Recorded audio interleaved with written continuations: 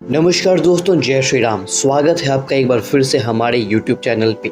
आज की कहानी हमारे सब्सक्राइबर ने भेजी है, जिनके जीवन की पहाड़ इतनी बड़ी परेशानी को श्री हनुमान जी महाराज ने पत्ते की तरह उड़ा दिया।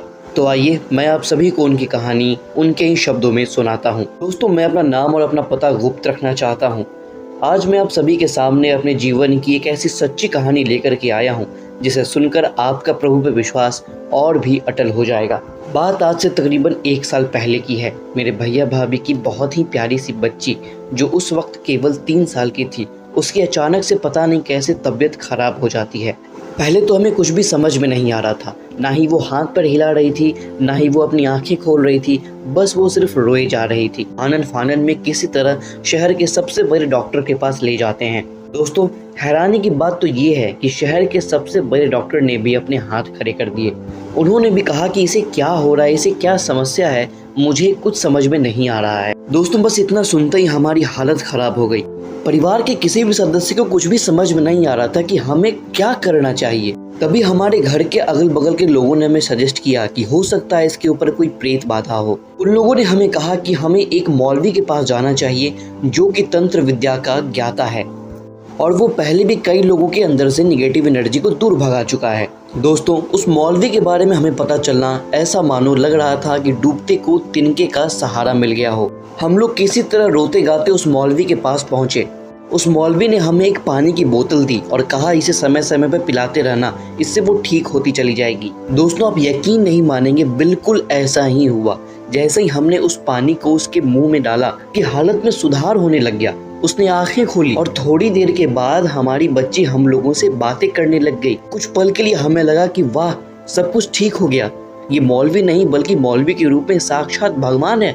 लेकिन दोस्तों, अब आता है कहानी का अगला पहलू। उस मौलवी के पास मेरी भाभी यानी कि उस बच्चे की माँ भी गई थी, जिसे देख करके मौलवी ने कह दिया, तुम्हारे पीछे एक भूत लगा हुआ है। हम सभी ने उसकी बातों को नजरअंदाज किया और हम सभी लोग अपने घर आ गए।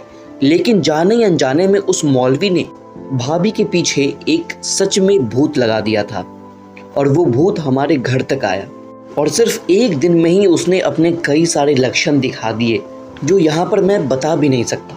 दोस्तों, पहले मैं आपको एक बात क्लियर कर दूं कि उस मौलवी ने ही भाभी के पीछे उस भूत को भेजा था। भाभी के शरीर में इससे पहले कोई भूत नहीं था, क्योंकि हम में से किसी को भी ऐसे कोई लक्षण कभी दिखाई ही नहीं दिए। अब क्योंकि उस मौलवी ने ही इस भूत को भेजा था, तो उसे इसका निवारण भी पता था। अगले दिन हम किसी तरह भागते भागते उसके पास फिर से पहुंचे कि भाई इसका कुछ उपाय करो, और इस बार उसने हमारी मजबूरी का बहुत अच्छे तरीके से फायदा उठाया। उसने इस बार हमसे तकरीबन 8 से 9 हजार रुपए की डिमांड की, जो कि हमें देनी पड़ी। शायद यही वो तरीका है उसके पैसे कमाने का। दोस्तों, असली समस्या तो अब शुरू होती है। उस मौलवी ने हमसे भूत भगाने के नाम पे 8 से 10 हजार रुपए ले लिए थे। उसने इसके बदले 2 ताबीज दिए थे, एक ताबीज बच्ची को और एक ताबीज उस बच्ची की माँ को। बच्ची तो ठीक हो गई, बच्ची में कोई बदलाव नहीं नजर आ रहा था, लेकिन उसकी माँ, उसकी तबीयत और बिगड़ती चली गई। हम ये बिल्कुल कह सकते हैं कि वो एक तरह से सम्मोहित हो गई थी। उन्हें आसपास की दुनिया का कुछ भी नहीं पता था कि उनके अगल बगल चल क्या रहा है। इसके बाद हमें अपनी गलती का एहसास हुआ। मैंने इस बात को सोचा कि हमारे घर में हमारे हनुमान जी की रोज पूजा होती है, क्या हमें अपने भगवान पर भरोसा नहीं था जो हम एक मौलवी के पास चले गए? क्या हमें अपने धर्म पर, अपने संस्कृति पे, अपने भगवान पे भरोसा नहीं? हम सभी को अपनी गलती का एहसास हुआ और हम भगवान जी से माफी मांगने लग गए। अपने पिता से, अपने परम पिता परमेश्वर भगवान से गुहार लगाए कि हे प्रभु, हमें माफ कर दें। अब हम सिर्फ और सिर्फ आपके ही शरण में हैं। हमें अब कोई बचा सकता है तो वो आप ही हैं।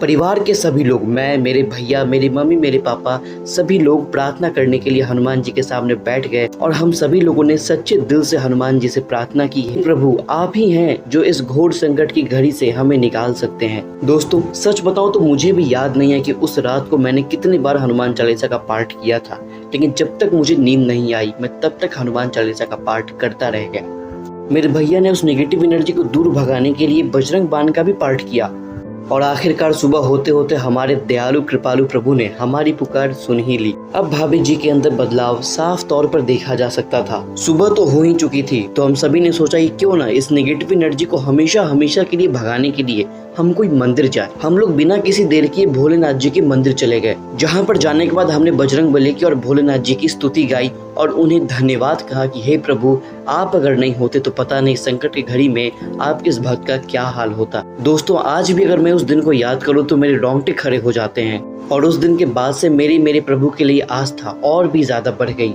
तो दोस्तों, सुना आपने कैसे एक भक्त के पुकारने पे भगवान ने उनकी बातों को ना ही सिर्फ सुना बल्कि उनकी समस्याओं को भी हमेशा के लिए समाप्त कर दिया। इसलिए कहते हैं ना, भगवान जी से सच्चे दिल से कभी भी कुछ भी मांगो, भगवान कभी निराशा नहीं लगने देते। जय बजरंगबली।